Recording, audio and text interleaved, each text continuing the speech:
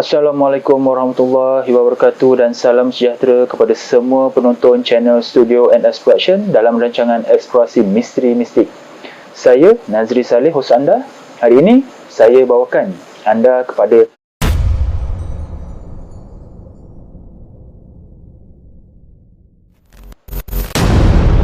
sumber maklumat yang kami perolehi dari kaedah ilmu kebatinan secara Islam, iaitu Al-Haq.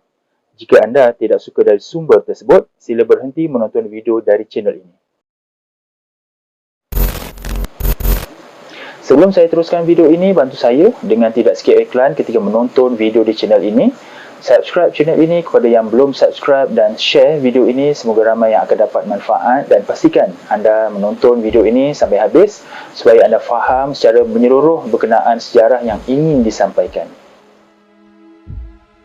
Teluk Batik terletak lebih kurang 6.5 km dari Bandar Lumut, adalah sebuah destinasi pelancongan dan perkelahan yang ideal untuk dikunjungi kerana memiliki kemudahan-kemudahan istimewa yang diperlukan sebagai tempat pelancongan menarik.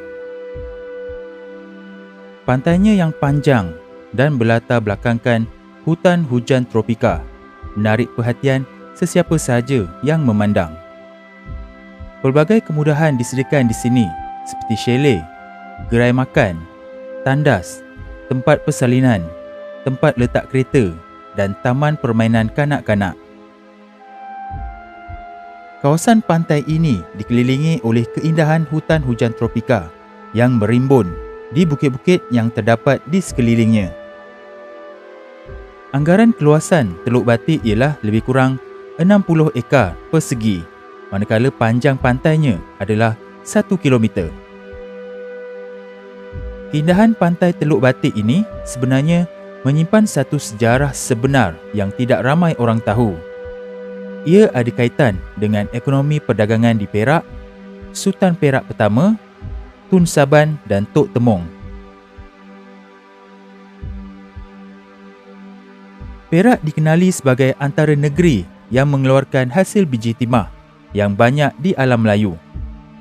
Permintaan terhadap hasil biji timah telah menjadikan Perak antara tumpuan terhadap perdagangan sama ada tempatan maupun dari luar. Oleh hal yang demikian, ini telah menjadikan Perak sebagai pusat perdagangan yang terkenal seawal abad ke-5 Masihi lagi.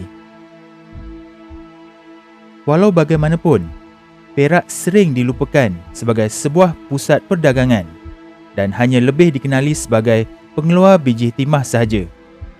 Peranannya sebagai pusat perdagangan di alam Melayu hampir dilupakan dan tidak disedari lagi pada masa ini. Aktiviti perdagangan yang awal adalah merupakan sistem perdagangan tukar barang antara kawasan tanah pamar dengan kawasan bukit, atau antara penduduk kawasan pedalaman dengan penduduk pesisir.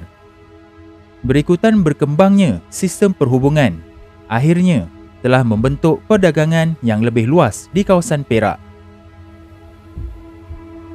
Wujudan pusat perdagangan Melayu termasuk Perak telah tercatat dalam banyak teks Melayu seperti Sulalatus Salatin, Hikayat Raja Pasai, Hikayat Merong Mahawangsa, Tufat Al-Nafis, Bustanum Salatin dan juga Misa Melayu. Sejak zaman Kerajaan Melayu Melaka lagi, daerah Manong dan Beruas di Perak antara yang membekalkan biji timah kepada perdagangan Melaka. Keadaan ini berterusan sehingga zaman pemerintahan Portugis di Melaka. Aktiviti perdagangan di Perak lebih awal dikesan bertumbuh di kawasan-kawasan berhampiran dengan laut seperti Kerajaan Gangga Negara yang terletak di kawasan Sungai Dinding yang telah menjadikan perdagangan sebagai aktiviti utama. Kerajaan Gangga Negara yang menjadikan kegiatan perdagangan telah menjadi tumpuan para pedagang luar seperti Arab dan juga dari China kerana memiliki sumber emas dan bijih timah. Beruas sejak dulu lagi telah menjadi pelabuhan perdagangan utama bagi Melaka yang mengendalikan kapal-kapal Gujarat yang datang dari Siam dan Kedah untuk memperoleh bijih timah. Aktiviti perdagangan di Perak yang bertumpu di kawasan-kawasan berhampiran dengan laut seperti di kawasan daerah dinding turut menjadi tumpuan pedagang seperti dari Batu Bahara iaitu bahagian pantai timur Sumatera. Selepas kerajaan Gangga Negara dilenyapkan, tidak dapat dipastikan penghuni yang mendiami kawasan dinding kerana kawasan ini sering menjadi tumpuan serangan lanun dan adanya wabak malaria di kawasan itu yang menyebabkan minat untuk dijadikan penempatan telah berkurangan. Hanya pada tahun 1857, barulah jelas terdapatnya penduduk di kawasan dinding apabila Nahoda Muhammad Taib iaitu seorang ahli pelayar dan perniagaan dari Batu Bahara telah membuka penempatan di kawasan dinding yang dinamakan Kuala Sepit. Sultan Jaafar Muazzam Shah telah memberikan surat kuasa kepada Nahoda Muhammad Taib untuk membuka kawasan dinding supaya aktiviti perlanunan dapat dihancurkan dan aktiviti perdagangan dapat dijalankan dengan aman. Nahoda Muhammad Taib dan pengikut-pengikutnya telah berusaha dengan gigih dalam menghapuskan pergerakan lanun itu. Sebelum beliau membuka Kuala Sepit, beliau telah beberapa kali datang ke Perak menjalankan perniagaan. Lantaran itu, beliau menjadi terkenal dalam kalangan sultan dan pembesar-pembesar Perak melalui hadiah-hadiah yang dipersembahkannya. Nahoda Muhammad Taib yang berasal dari Sumatera masih lagi berulang-alik ke tempat asalnya dan telah menarik ramai orang Sumatera datang dan menetap di situ, termasuk di kawasan Teluk Batik yang juga mula dipenuhi dengan kedatangan kaum Batak dari Sumatera. Kawasan ini kaum Batak jadikan sebagai tempat perlindungan daripada ancaman lanun dan perompak. Maka kawasan Teluk Batik dulu yang tidak berpenghuni akibat ancaman lanun dan wabak penyakit ketika itu telah mula dipenuhi dengan penduduk dari kaum Batak. Dari saat itulah dipercayai bermulalah penempatan kaum Batak dan tempat itu dinamakan Teluk Batak. Menurut cerita penduduk asal berhampiran di Kampung Teluk Muruh dan Kampung Padang Tembak, panggilan Teluk Batak kekal sehingga awal 80-an.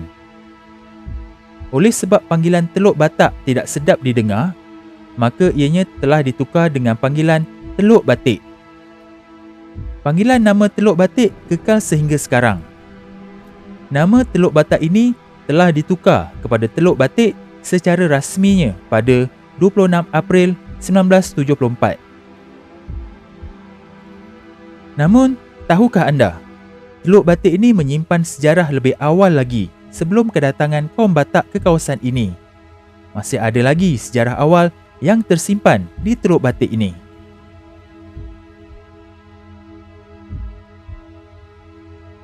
Oleh yang demikian, sumber batin adalah salah satu cabang ilmu yang perlu diteliti dan dikaji dengan lebih mendalam pada dapatannya, bukan ditolak mentah-mentah.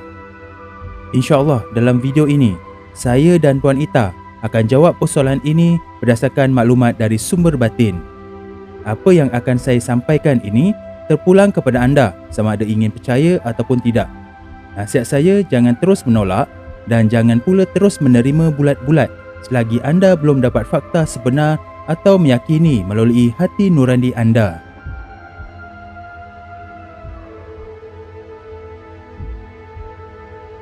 Bismillahirrahmanirrahim. Teluk Batik pada awalnya dulu sebelum kedatangan kaum Batak merupakan satu kawasan yang dijadikan pelabuhan kepada para pedagang menjual hasil barangan dari seluruh rantau ini dan dunia seperti dari India dan China.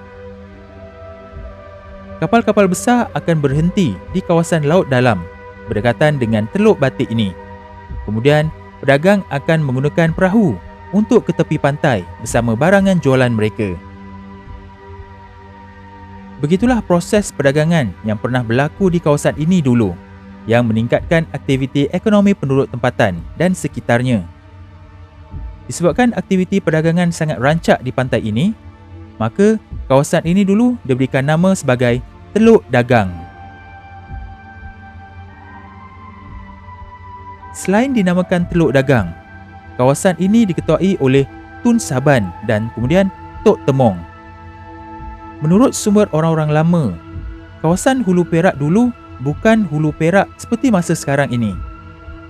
Hulu Perak dulu sebenarnya menghala ke arah ini dari Sungai Perak. Oleh itu, Teluk Batik termasuk dalam kawasan Tok Temong yang menjadi penguasa di Hulu Perak.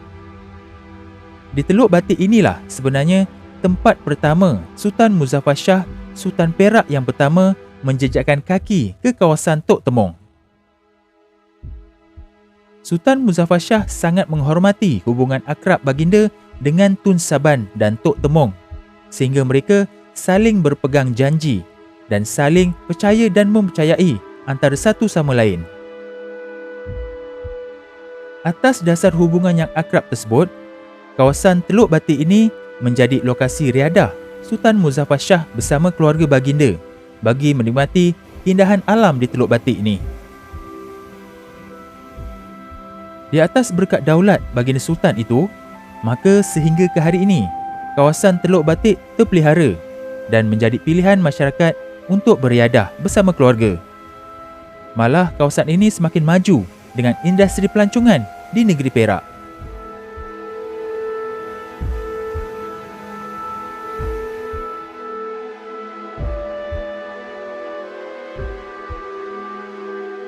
Jadi itu saja video untuk kali ini, diharap dapat memberikan sedikit pendedahan kepada generasi kini dan akan datang, juga memberikan sedikit maklumat kepada pengkaji dan peminat sejarah supaya dapat merungkaikan lagi sejarah ini. Jangan lupa sertai ahli member channel Eksplorasi Misteri Mistik ini dengan klik pada butang join di bawah video ini atau klik link pada ruangan description. Terdapat 4 pilihan peringkat package yang disediakan. Untuk penerangan lanjut, sila klik join sekarang dan anda akan dibawa kepada video penerangan berkenaan package-package tersebut. Anda juga boleh bantu saya dengan membeli baju Eksplorasi Misteri Mistik ini di Shopee untuk saya mengumpul sedikit dana bagi meneruskan rancangan Eksplorasi Misteri Mistik ini. Tanpa sokongan anda sukar untuk saya teruskan program ini. Dapatkan maklumat lanjut berkenaan pembelian pada bahagian description di bawah video ini.